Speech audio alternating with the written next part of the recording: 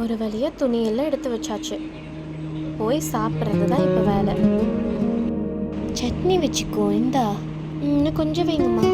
போய் எனக்கு ஃபோன் அடிக்கணும், சரியா? பார்த்து பத்திரமா ஏறுமா. சரிம்மா, நான் பார்த்துக்கிறேன். நீங்கள் பத்திரமா இருங்க. நம்ம ஊர் எப்படி இருக்குன்னு வரை எனக்கு தெரியல, போய் தான் பார்க்கணும்னு நினைக்கிறேன். மதுரை ட்ரெயின் இப்போ தான் வரும்னு சொன்னாங்க, ஆனால் எங்கே இருக்குன்னு எனக்கு தெரியலையே. ஸோ பார்க்கலாம்.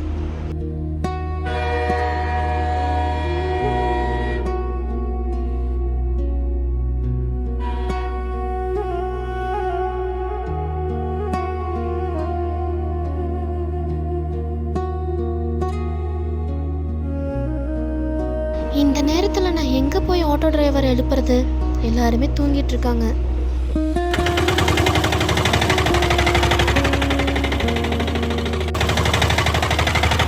ஐயோ, நம்ம தேவர் சிலையை பார்த்து எத்தனை நாள் ஆகுது.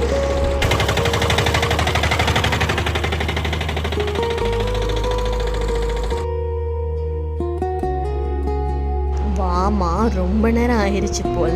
ஆமா பாட்டி, நான் தான் ரேட்டு. ஏங்க, நம்ம பேத்தி வந்திருக்காங்க. எனக்கு தெரியும், அதனால தான் நான் வந்தேன். சரி வாங்க.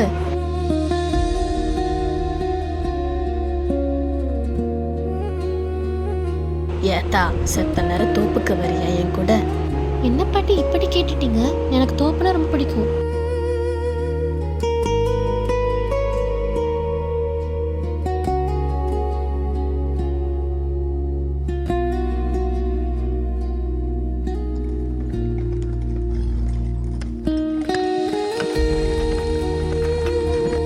சாயங்காலம் நேரம் நம்ம 2 பேருமே மார்க்கெட் போயிட்டு வரலாம்.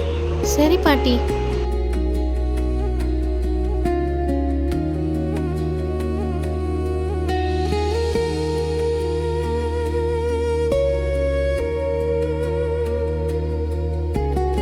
என்னம்மா விளையாட்டு இது? உங்களுக்கு ஹெல்ப் பண்றேன். ஆமா, அவன் ஏன் பேத்தி தான். செல்ல பேத்தி. ஏப்பா, இந்த தக்காளி ஒரு 10 ரூபாய்க்கு கூட. அதெல்லாம் தர முடியாதுமா. அப்ப 12 ரூபாய்க்கு தாங்க.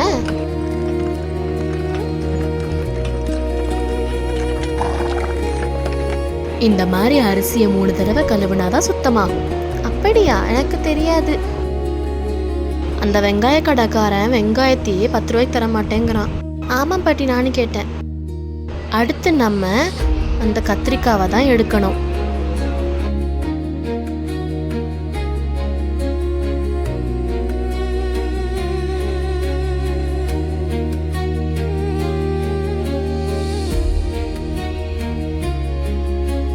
அடுப்பு கிட்ட ரொம்ப நேரம் வைக்காதப்பா, வேர்த்து கொட்டிரும்.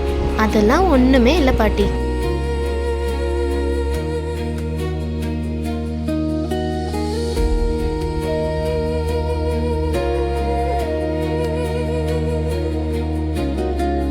மிளகை இடிச்சு போட்டாதான் ரசம் நல்லா காரமா இருக்கும். ஆமா, அம்மா சொல்லியிருக்காங்க. ஏத்தா, அந்த சட்டியெல்லாம் எடுத்து வைத்தா. பாட்டி இந்த வாரேன்.